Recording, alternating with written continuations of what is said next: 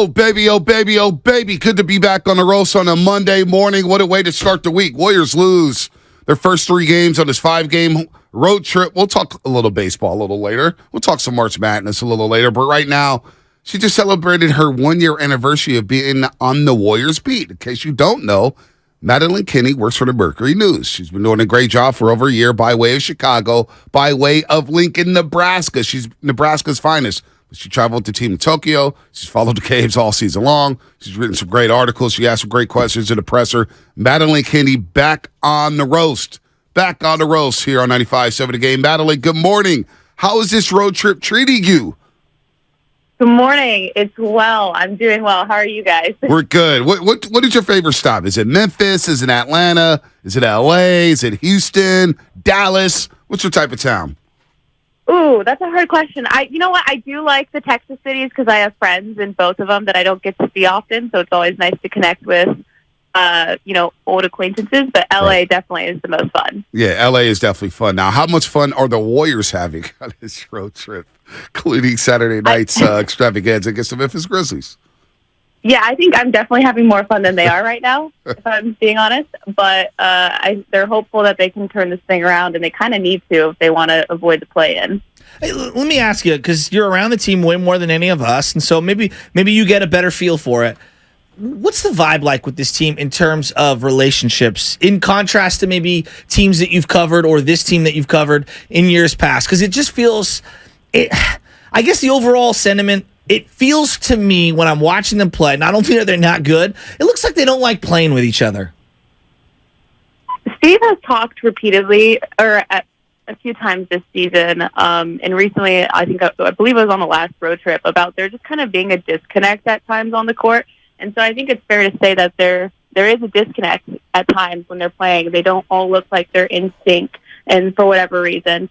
And so they're inside the locker room. They're all talking. They all say that the vibes are staying high and that they're not really sweating this whole road home discrepancy. They still believe that when healthy and complete, that they can beat anyone in a 4-game series. Even the new guys that haven't been around this team, Dante DiVincenzo had said the same thing, that once the playoffs come around, this will be a totally different situation with the team. But they deserve some benefit of the doubt, of course, because of what they have accomplished. But at the same time, this is a new team, a new year, and they don't have a lot of answers for what is happening on the road right now. Yeah, I think what's discouraging, as we're talking to Madeline Kenney here on the Morning Roast on 95.7 The Game, does a great job covering the Golden State Warriors for the Bay Area News Group. Go check her out. Check out her stuff at the Bay Area News Group, of course. Madeline, that's the problem. It's the 3-point shooting. All right, they give up 15 or more threes on the road. They're 1-19. They trail at the 3 quarters. They're 0-23. Teams are hitting their average. Like Chris Willen always asks me, Bonte, what's the average makes per game with an opposing team? And every team in the first half, they're eclipsing that average. So defensively, how can they get better? Because we don't know the timetable for Gary Payton II and Andrew Wiggins. With this group right now that's on the floor, can they get better defensively? That's a really good question. I think that there are some changes that they can do. A lot of their issues right now, especially with their perimeter defense, is overhelping and potentially not communicating enough. Draymond Green has talked about, point of attack defense has kind of been something that they've had to struggle with at times this season, especially on the road. And a lot of it too also comes with, good offense leads to good defense and vice versa. And so Steve always talks about shot turnovers. So if you're taking ill-advised shots and then you're running and trying to get back on defense and you don't have a set defense, it just allows teams to get on run. And once you allow a team to get into rhythm, it's really hard to disrupt that rhythm. And so I think that's kind of the Warriors' issues at times on the road, is that they can't put it together for the 48 minutes. And so they'll have really strong runs. So they'll have really, good periods where they look like they're in sync. They're playing good defense. They have good offense. And it all seems to be clicking. And then for whatever reason, they have these lulls. And that's when teams tend to go on runs. And then sometimes, and when you're playing an uphill battle, it's really hard to overcome that for an entire game. Yeah, no doubt.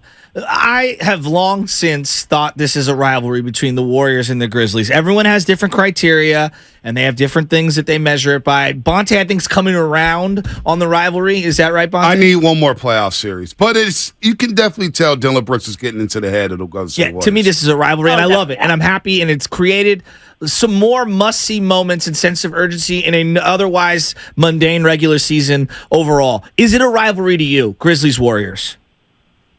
Not quite yet. I think there's definitely bad blood there, and both teams try to get up for that game every time that they play for each other. I think there's a little bit more on the line. You don't want to lose the Grizzlies if you're the Warriors, because the Grizzlies are the young, athletic, up-and-coming team, and they have a lot to say, and for the Warriors, you kind of want to put them in their place, but they haven't been able to do that on the road this season. Dylan Brooks, he has it out for the Warriors. I think he's made that pretty clear. So I don't think it's quite a rivalry yet, but there definitely is bad blood tension whenever those two teams. Madeline Kenney, Bay Area News Group here on the Morning Roast. Dylan Brooks played well Saturday. Played really well. Why are you acting surprised by that? What? But Dylan Brooks played well? Yeah. He doesn't shoot the ball well. Like John Collins, Everyone Madeline. shoots the ball well I know, against that's the the sad Warriors. part. Madeline, John Collins shoots 25% from the three-point line. You're there Friday night at State Farm Arena in Atlanta, and he hits 4 threes in the first quarter. It's like, when will it stop? It's like clockwork. It is insane. Some of these players that get the hot hands against the Warriors, it's some of it feels almost like bad luck, like misfortune, that some of these guys that go off against the Warriors when they're in their own home arena. It kind of is mind-boggling at times. The Andrew Wiggins situation, no one is trying to pry for exactly what's going on or whatnot. But if he doesn't come back on the court, I just don't see how they can win it all. Yeah. Am I wrong in feeling that way, Madeline? No, I think you're very valid. I mean, you look at what Andrew Wiggins did for the team last year during their championship run. I don't know if they win that. I don't think they win that championship without Andrew Wiggins and what he was able to do. Obviously want to hope the best for him and his situation. Want to respect his privacy. Of course. I think it's fair to a degree to wonder or speculate whether he will be back at some point this season. I think those are okay questions to ask. But the Warriors, they need Andrew Wiggins, and I think they know that too. I wondered, Madeline, we asked Anthony Slater this last week, and I've asked a lot of beat writers, and I'll ask you this. How hard has it been to cover that situation, Andrew Wiggins? Because it's difficult to talk about. We talked about it last week for the first time in over a month, and, we got some traction on Twitter, whether it was good or bad, but it must be difficult for you as a reporter to navigate this situation. Yeah. Yeah, and, I talked to some guys, I think it was on the last road trip, about what are you missing with Andrew Wiggins, not being there. Obviously, we can see what you're missing on the court, but off the court, in the locker room, a lot of them talk about his smile and just how much it, brightens up the room and stuff like that. He's not the loudest guy in the room, but, he still is an important part of their team chemistry. And so it is hard. It's a very delicate subject. You want to respect his privacy, of course. But also it is a storyline that we have to follow and continue to stay up on because, the one day that you don't ask what's the latest with Andrew Wiggins is the day that he might be at be at Chase Center practicing or warming up. Right. So that's why, we continue to have to ask these questions, even if, some people might roll their eyes and be like, why are they still asking about this? All right, I'm going to give you $100,000. You have to put. I was going to say 1,000, but it's not enough to move the needle nowadays in this inflation market that we're in. California. Everybody's hurting. It's not Nebraska. Exactly. All right, $100,000. Over or under 500 for the Warriors this year. And I'm not letting you say exactly 500. I was going to say exactly 500. I'm taking that off the board. They have 5 games at home, 5 games at the road. There's no indication that they could very well win the 5 at home and lose the 5 on the road. They don't want to do that. Okay, I'm gonna be optimistic. I'll take the over. I'll think they finish one game over 500. Wow. Wow. So, boy. Oh, boy. I Madeline know. Kenney. I know. We all feel the same way. Have fun in Houston. At least you're having fun on this road trip. Watching it hasn't been so much fun. Glad you're in Texas. Did you? Man, Houston and then Dallas, man. Madeline's living a dream. Living the dream. That's what they say. All right, Madeline. Good stuff. We always love having you on the roast. Keep up the good work there. We'll be reading your work at the Bay Area News Group. Warriors are Rockets today. Take care, Madeline. Thanks for the time. Thank you.